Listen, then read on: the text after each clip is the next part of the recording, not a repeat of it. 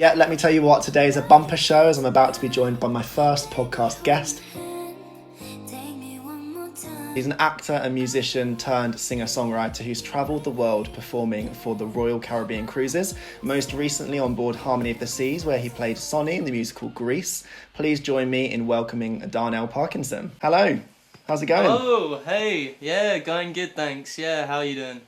Very, very well. Thank you so much for joining me today. It's great to get a bit of your time and find out what's going on. Oh, it's my pleasure. Thanks for reaching out to me. I'm looking forward to it. Not a problem at all. So I can imagine there's lots of people at home watching that are wondering, I've just given a brief introduction to that you were on a cruise ship and that you've travelled the world a little bit. But what actually was your job? What did you actually have to do? To kind of sum it up, really, so I trained in musical theatre at London College of Music. And then from there, I got into cruises, really, and so my first two cruises I was working as a singer in the production shows that they do on the ships. So that involves some of these shows are huge kind of scale shows. Some of the costumes I would rather you didn't see the light of day.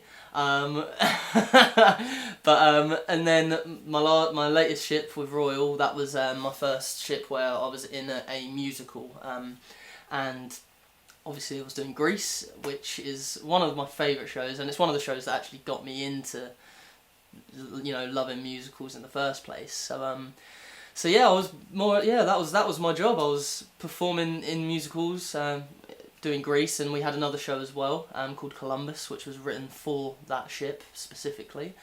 And so yeah, I guess you kind of get lost in the fact you're on a ship a lot of the time, and you just kind of get into the routine of it, as you say. The weeks blur into one. It sounds like you do get to see a bit of the countries and places that you visit from time to time. Yeah, so a lot of the time you get, you'll get the day, when we're at port, you can just go out and go on adventure and see what's going on. And then a lot of the time on the week cruises, you go to the same places. You get the chance to go and visit different parts of the same city and things like that. Which, yeah, so it's brilliant, getting to explore and see things that you never thought that you'd get to see. Like, we went to one of my favourite places we went to, that we got to explore quite a few times, was Dubrovnik, otherwise known as King's Landing for those Game of Thrones fans out there. And yeah, just getting to go around there and see the steps where Cersei does her walk of shame and things like that, is amazing. And then we had the chance to go and see Petra in Jordan, one of the 7 wonders of the world, which was just what's that like? Amazing. Oh, it was incredible. It was it's just like you can't really put words to it. It's it's like something you've never experienced before. It's just so beautiful. It's, incredible. And there's just so many places that I could talk about where we got to experience and fantastic. And see. And they don't lose their magic even though you're visiting them once a week. Oh no, absolutely not. So like in Cuba there was this rooftop bar, and we'd just go there all the time and smoke cigars and drink rum and look out, just see the views and things like that. And yeah, I could happily go back there every day. Yeah, of course. So it sounds like you've been travelling all over the world. You've been to some fantastic places that some of us can only dream of. But is there a place that really sticks out to you as a clear favourite in amongst all of that travel? It would be a toss up between Cuba. I loved Cuba. Just the 50s cars. You don't think that they exist, and they do, and it's like being in Back to the Future. Honestly, it's beautiful. But if I had to pick one place that's my favourite, it's Kotor in Montenegro. So a lot of people wouldn't have heard of Kotor, but it's beautiful. Oh, the ship. It's kind of like a little kind of lake that goes into this alcove, and the ship docks there, and there's these mountains that literally look like something from Lord of the Rings, and it's just so beautiful.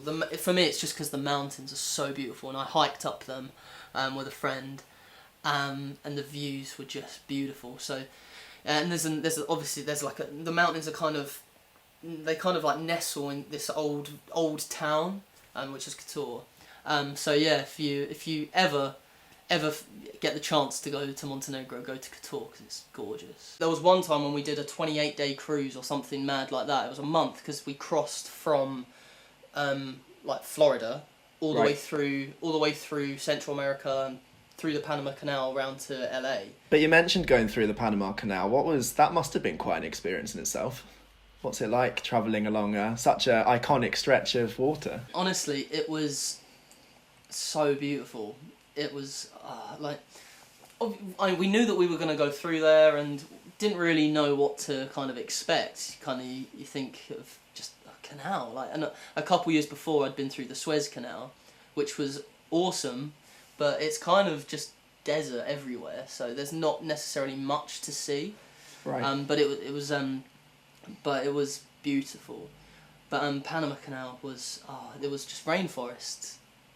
Everywhere you look, the water was gorgeous blue, the rainforest everywhere, and so you go through the locks, and the lock's so kind of thin, the ship barely fits through, and then you you're in this huge lake, and you're surrounded by other ships, and just it was gorgeous, yeah. Thank you for checking out this video. You have just seen a preview of this week's Just a Brit Abroad podcast. It's a long-form, feature-length podcast show that I release right here on this channel once every 2 weeks on the topics of tourism, travel, culture, and lifestyle. If you like what you just saw, you're going to want to make sure you're subscribed and you've got that bell on so that you're notified as soon as the episode comes out this Saturday. We'd love to have you along for the journey.